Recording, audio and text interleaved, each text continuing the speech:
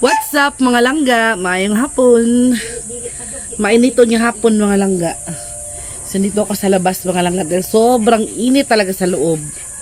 Tapos si Insik naman ay may ginagawa doon sa may daplin sa sapa. Kaya ayun si Sphinx. Oh. Dodong, ayun si Sphinx. Say hi. Grabe kainit yun mga langga. So puntahan natin si Insik mga langga kung ano yung ginagawa. Kasi may balita po kami sa inyo, good news. Kasi po yung aming inahin na baboy mga langga na si Jopay ay kung kaawaan ng Diyos at tuloy-tuloy na ang kanyang pagbubuntis ay na mga langga kanang malapit na siyang mga anak mga langga. Kaya ayun, nandito si Insik sa may kuan, sa may baba kasi gumagawa siya ng kuna or yung lagayan ng mga biik mga langga para puhon, maloy Ginoo, puhon. Dami kong aso dito na. Sa inyo mga langga, ang aming anay na si Jopay ay malapit na po siyang mga anak mga langga. Hopefully mga anak na siya sa buwan ng Mayo. Kaya pinaghandaan po namin siya ngayon mga langga. Lalong-lalo na si Insik dahil gumagawa po siya ngayon ng kuna. Yung kuna po, yun po yung lagayan ng mga biik. Kapag lumalabas na siya sa nanay niya, dun po ilalagay yung biik. Supposed to be, meron sanang mabibilhan ng mga ganon, mga kuna, kaso lang mahal. Sobrang mahal mga langga, kaya naisipan ni Insik na gagawa na lang siya ng sarili niya. Kaya yun, dito kami, nakikita yun, dito kami malapit sa sapa. Pero yung sapa ngayon dito ay walang tubig. Dito kami ngayon sa ilalim ng puno ng kaimito mga langga. So yan yung kalsada, ayan. Tapos yung sapa andun. Ayan, pakita ko sa inyo. Mahangin. Kita wala ba ko. Ako'y ka na.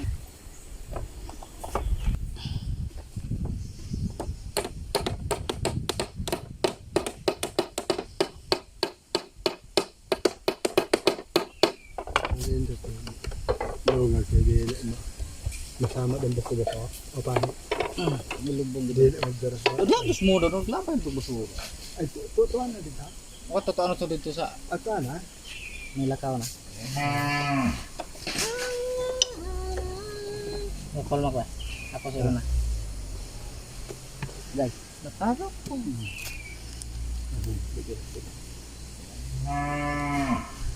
So datang bangko dahil, muna? Talagi. Masih. So ito yung sitwasyon ng sapa namin dito mga langga. Wala na talagang katubig-tubig ba.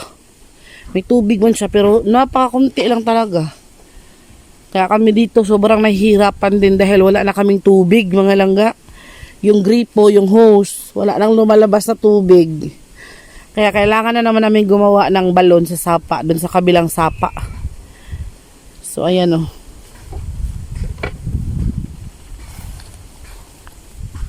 Yun yung bahay dyan ni kapatid ni Sir Drew. Yan o, doon sa malapit na yun. So dito, wala kang ibang makita mga langga, mga kahoy lang. Kaya siguro, na-board si mama. So yan yung ginagawang kuna mga langga, no? Ito naman si Ramram. Ramram! Aso kong si Ramram. Tsaka si Onyok. Onyok Velasco. Onyok Velasco. Si Onyok Velasco, si Ramram. Siguro ba itong hilak itong usapa? Siyan mga langga, ganito ka mingaw sa amo mga langga kapag ganitong regular day lang. Sobra kamingaw mga langga. Siguro nga, alam nyo mga langga, kahapon kumuha na naman kami ng gamot para kay mama doon sa Semblante. Yung bang lagi namin pinupuntahan na doktor ba, yun bang tatanungin lang kami kung ano yung sakit ng pasyente, yun ba. Medyo mura na nagamot. Wala naman tayong ibang mapuntahan mga langga. Dito sa bukid, yun lang talaga yung mabilis namin mapuntahan dahil medyo mura yung gamot niya. Pero malayo nga lang, dun ka nga lang doon ka nga lang mahihirapan dahil malayo tapos mahal yung gasolina ngayon. Pero kailangan talaga namin puntahan mga langga dahil kahapon ay yung isang gabi si mama po ay hindi nakatulog. Buong gabi talaga daw siyang hindi nakatulog dahil 'di ba si mama po ay nagkaroon ng shingles dito sa may right side ng kanyang hips. Kanang batang ba? Ano ba 'yan? Mga lang insect? Insect. So yun mga langga, 'di ba si mama nagkaroon ng shingles dito sa right side sa kanyang balakang. So 'di ba nagkaroon siya ng rashes, maraming mga sugat-sugat. Mabuti ngayon mga langga dahil umayos na siya o medyo umayos na. Medyo na kanang unti-unti nang nawawala yung kanyang mga rashes, yung kanyang mga sugat-sugat sa kanyang balakang, sa kanyang shingles. So medyo nawala-wala na yung yung naiwan ay yung peklat na lang mga langga. Pero ang problema pala talaga kapag ganyang may shingles ka or sa Tagalog tinatawag or sa Bisaya tinatawag na likos-likos ay nerve damage kasi daw yun mga langga. Kaya yung ilalim nun ay masakit pa rin kahit wala na yung mga sugat sa ibabaw, yung nerve pa rin yung masakit. Kaya kailangan talaga siya ng ng pain reliever or yung antibiotic or yun nga. Si mama hindi nakatulog yung isang gabi dahil din siguro baka na gimingawan na siya mga langga. Naintindihan ko naman. So sa opinion yung mga langga, ano kaya pwede kong gawin, no? Ano kaya pwede kong gawin? Kasi si mama, gusto ko talaga na dito lang siya sa amin. Nakasama ko, maalagaan ko, makikita ko every pagtulog ko kasama ko, pagising ko kasama ko siya sa lahat ng oras. Kaso lang mga langga, napapansin ko ngayon kay mama, ano ba siya kanang malungkot lagi po siyang kanang tulala, lagi siyang mainiisip, malalim iniisip niya, lagi siyang malungkot, tapos walang ganang kumain mga langga. Na papansin ko din kay mama this past few days na wala talaga siyang ganang kumain. Konti yung binibigay ko nga na pagkain sa kanya, kahit anong sarap ng ulam, talaga ako, maghanap talaga ako ng ulam na masarap para talagang ganahan siyang kumain ba. Pero kahit anong sarap ng ulam na ipapakain nyo sa kanya, konting-konti lang talaga yung makain niya mga langga. Kaya kung kayo yung kanang padesisyonin, hayaan ko na lang ba siya or kanang, kasi uuwi kami sa June. Samahan ko siyang uuwi sa June mga langga. Tapos kasi nga si mama ay deboto ng Senior San Pedro ng ng aming patron doon sa Bohol. So panataya palagi na kapag every kapistahan ng Senior San Pedro ay uwi talaga mula pa noon yan. Maliliit pa kami hanggang ngayon. Kahit saan mang lupalop kami makarating, basta sa kada kapistahan ay kailangan talagang umuwi. Dahil yun yung panata. So yun, uwi kami sa June pa. Kaso lang si mama, kita ko, nararamdaman ko, nafe-feel ko na para talaga siyang laging malungkot ba. Dahil nga siguro wala siyang masyadong makausap dito. Wala siyang masyadong mapuntahan, di katulad doon sa amin sa Bohol mga langga na marami man siyang friends doon na mga kasing edad niya, mga kapitbahay namin na shoutout din ko nila Felicitas Ferrer, yun yung pinaka-close niya doon. Marami siya mga close friends doon, then makalakad-lakad din siya doon dahil sa amin mga langga ay Islam ang good, tapos patag lang siya ba, tapos lupa lang, yuta ba or bunbun, bas lang siya. So, hindi delikado, hindi katulad dito mga langga na bako-bako yung daan, maraming bato, tapos lalo na kapag umuulan na, maputik yung daan, delikado ma-slide, kaya hindi masyadong lumalakad-lakad si mama ng malayo dahil din sa sitwasyon dito. Tapos wala siyang masyadong makausap, kami lang. Tapos siguro kapag minsan talaga mafe-feel niya na bored siya ba, kaya hindi na yan umiimik, mag-inuktok na yan, mag-iisip na yan na kung ano-ano.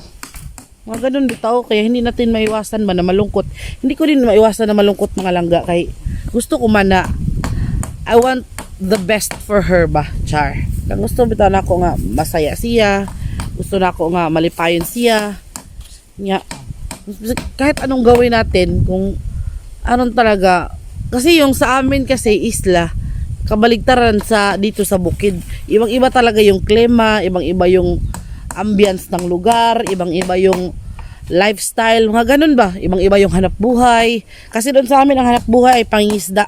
Tapos dito naman ang hanap buhay ay pagtatanim. Para bang paghahayupan, basta magkasalungat talaga yung lifestyle dito sa bukid kumpara doon sa amin. Hindi ko din siya masisi dahil nung bago pa lang po ako dito sa sa bukid ay talaga namang super adjust po ako. Hindi lang po dahil sa lifestyle, dahil po sa mga tao, dahil po sa klima, dahil sobrang lamig din po dito kumpara doon sa amin na tama lang, may mainit pa nga. Kaya siguro din na nabobore din si mama. Okay lang si Muna dahil si Muna meron naman siyang cellphone, meron siyang pagkakaabalahan. Tapos ako, si mama kasi bibigyan ko siya ng cellphone, hindi naman siya marunong, ayaw naman niyang basta para bang meron talaga siyang hinahanap-hanap mga langga. Tapos kapag nakikita ko talaga na kanang talagang malungkot siya, kanang tatawag lang ako doon sa amin, sa mga apo niya. Ayun, mawawala na yung lungkot konti. Tapos pagkatapos naman ng usapan nila, babalik na naman sa hinuktok, mga ganun bitaw mga langga. Kaya sobrang nalungkot ako. Kaya kahit gusto ko man na magkasama kami dito, wala din ako magagawa kung kaya nga napag-isip-isip ko o napag-usapan namin na gusto ko din naman sana siya, sinabihan ko siya na kaya kung mauna ka nang umuwi, ihahatid ka lang ni Insik doon sa sa atin sa Bohol. Ayaw din naman niya dahil gusto niya nang magkasama kaming umuwi. Tapos ay Lord help me. So parang din ako kanang hindi ko din alam kung anong gagawin ko ba. Siguro hindi din niya alam kung ano yung gusto niya. Kaya nga alam niyo naman si mama may katandaan na. Tapos lagi pa siya nagkakasakit dahil alam niyo mga laga, yung kasi yung burden ng isip ay sumusunod kasi yung katawan.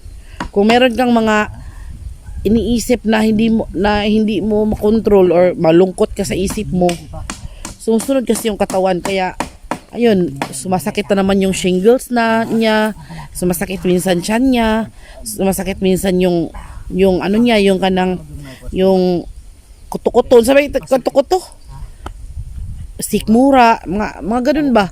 Basta lagi talaga siyang may sakit mga langga. Kaya nga naawa na din ako. Gusto ko man talaga na dito na lang siya. Kaya siguro kung sinabi, kasi napag-usapan namin na pagbalik namin dito sa bukid, dadalhin ko siya ulit. Pero depende siguro kung ano yung gusto niya. So siguro yung gusto na lang talaga niya yung susundin natin dahil siya naman yung magdadala sa sarili niya, siya yung nakakaalam kung ano yung makapagpapasaya sa kanya. Kasi hindi naman kasi pwede mga langga na ipilit natin yung gusto natin, no? Gusto ko sana na dito siya, makasama ko, maalagaan ko, malutuan ko, makasama ko every now and then. Pero kung ayaw naman ng niya, kung nahihirapan naman siya, wala naman tayong magagawa, no? Kaya yun, no? So, tingnan na lang natin. Let's see kung ano yung pwede natin gawin. So, kahapon po, nakatake na siya ng meds for painkiller kasi nga, sumasakit na naman yung shingles niya.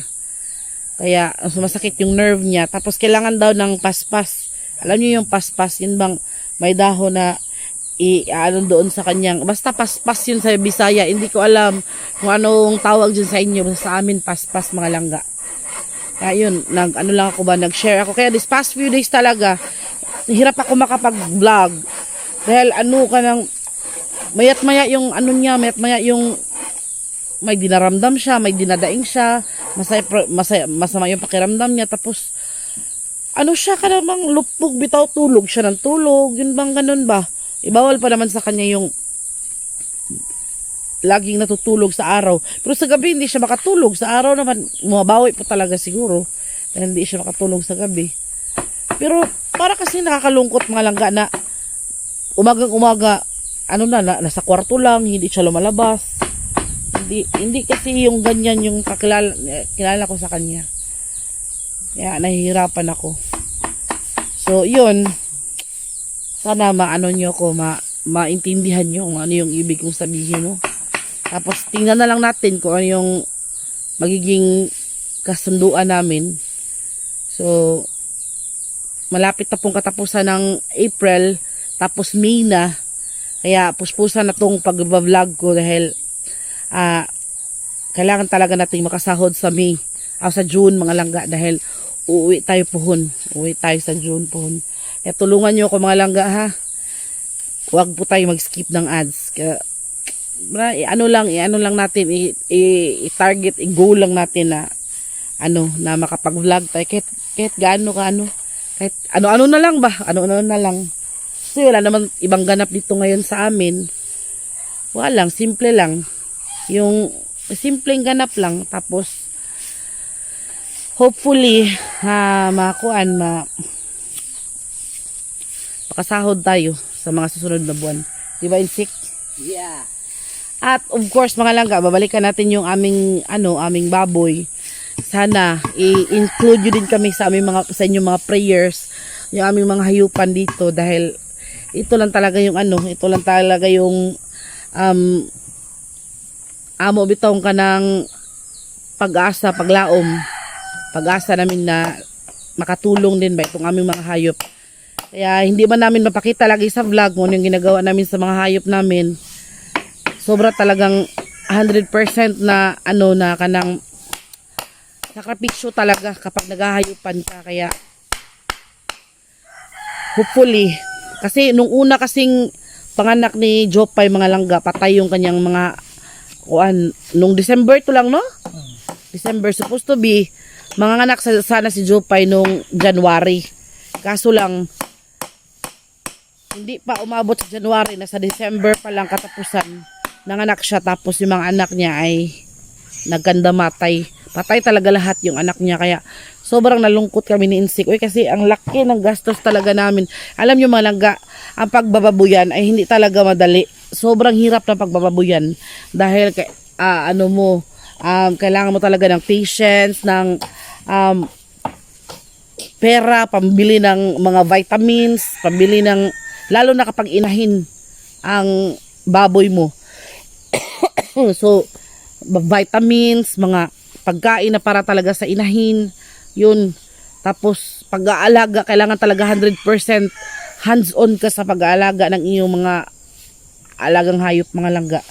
Kaya, hindi lang pera, hindi lang financial yung talagang nasakripisyo, pati din lahat-lahat mga langga, pero magiging paid off lahat kapag makakita na kami ng mga biik, no? So sana hopefully include nyo kami sa inyong mga prayers na sana magkaroon na ng successful na panganganak si Jopay namin. So yung aming inahin ay si Jopay, tapos ito namang si Maria ay ito yung pangalawa naming inahin, mga langga. Dahil hindi pa naman siya naghihit, hindi pa naman siya kung na nang matakmagan lang. Ha? Barakuhan. Barakuhan. Hindi pa daw siya na barakuhan, mga langga. Tapos mga langga, akala po talaga namin ni Insik na itong si Maria ay mawawala sa amin. Dahil nung nakaraang buwan lang ay hindi po siya kumakain. Tinamaan po siya ng matinding sakit talaga. Yung nawalan po siya ng calcium ba sa kanyang mga paa. Hindi siya makalakad. So akala talaga namin mawawala na siya. So mabuti na lang talaga, nadala sa prayers, nadala sa paningkamot bitaw. So yun, grabe talaga yung kanang pag-aalaga na ginagawa. Lalo na ni Insik doon kasi sinusubuan niya yung si Maria lagi. Sinusubuan niya. Mabuti na lang talaga nakasurvive yung aming pangalawang inahin, gagawing inahin. Kaya yun, ngayon medyo okay na siya. Hopefully na tuloy-tuloy na yung kanyang pagaling. Kasi paminsan-minsan ayaw din niyang kumain, pero siguro din dahil paminsan-minsan parang tao din ba na bitang mapulaan bitaw sa pagkaon. So parang aso din na meron din silang may fasting din sila. Kaya yun, mga langga. So abangan na lang natin yung mga susunod na pangyayari, no. So sana Lord, sa pamamagitan ng aming mga hayop ay makabawi kami doon sa unang babuyan namin. Dahil kung kayo ay solid subscriber or matagal ng subscriber ng Langga Insik Vlog, alam nyo at nalalaman nyo kung ano yung nangyayari sa amin nung nagfafatining kami, nagkaroon kami ng 20 heads na baboy mga langga. Kaya yun, hindi kami sinuwerte nun. Kaya sana this time, in God's perfect time, in God's will, sana makabawi tayo. Kuyawan ako eh. So ayun na lang muna sa ngayon mga langga, no? Maraming salamat ulit. And malapit na tong kuna or crib nilang ni Insik. Tapos i-update ko po kayo sa susunod tungkol sa sitwasyon ng aming mga baboy. So ipapakita ko sa inyo. Nakita nyo naman paminsan-minsan sa mga vlogs namin kapag nagpapaligo kami, nagpapakain. Pero ibabalita ko sa inyo mga langga yung progress. Sana include nyo kami sa inyong mga prayers. And of course, don't forget to don't skip ads. Don't forget na wag mag-skip ng ads mga langga. Please. Para naman meron kaming pamasahe papauwi sa Bohol sa mga susunod na buwan mga langga sa June. So sana makasahod tayo sa June. Kaya sa pamagitan ng inyong panonood, sa pamagitan ng inyong hindi pag-skip ng ads ay nakatulong na po kayo sa amin nun mga langga. Kaya thank you ulit sa inyo. God bless you po at mabuhay po tayong lahat. Pasensya na po kayo kung paminsan-minsan lang po tayo nakapag-vlog. Dahil po sana naintindihan nyo yung sinasabi ko sa inyo kanina na hindi po talaga maganda yung nung sitwasyon. Kaya po maminsan-minsan lang po tayo nakapag-vlog, no? Pero subukan ko po na makapag-vlog kasi ini-aim ko na kapag makatungtong ng March, May, tuloy-tuloy na pag-vlog natin para meron tayong sahod sa susunod na buwan sa June. Kaya ayun, maraming salamat ulit kahit ano na lang. Pagpasensyahan nyo na lang yung mga vlog ko paminsan-minsan mga langga. Shout out din to Ma'am Sonia Aratea din na laging nanonood sa ating vlog, laging updated, at sa kanyang anak na laging nag-update sa kanya na may bago silang videos, kahit simpleng video pero na-appreciate nyo po. And ingat po Ma'am Nens, bandukilyo sa iyong flight bukas, papauwi sa Europe. Ingat lagi and makikumusta na lang din po ako sa inyong pamilya dyan. Shout out din to Tita Vivian Mariano. Shout out din to Ma'am Bambi, to Auntie Josephine. So shout out din to Ate Yumi, of course. Ate Rafuncel. Shout out to Inday Joy, to Inday Monique. Shout out sa inyo lahat. To Ate Yumi. Shout out to Ma'am Geraldine. Hello din sa kanang maraming salamat din po sa sa inyong pangangamusta lagi. Kay sa inyong lahat. Hindi ko ma-mention lahat pero maraming salamat po talaga sa inyo. Thank you. God bless you and more powers po mga langga. Mahal po namin kayong lahat. Maraming salamat din po sa pagmamahal po sa pamilya namin, Langga Insik Vlog. So medyo nahihiya pa ako mga langga dahil maraming dumadaan ba, pero okay lang yan. Yeah, thank you, God bless you, mabuhay, and mahal po namin kayo. Bye!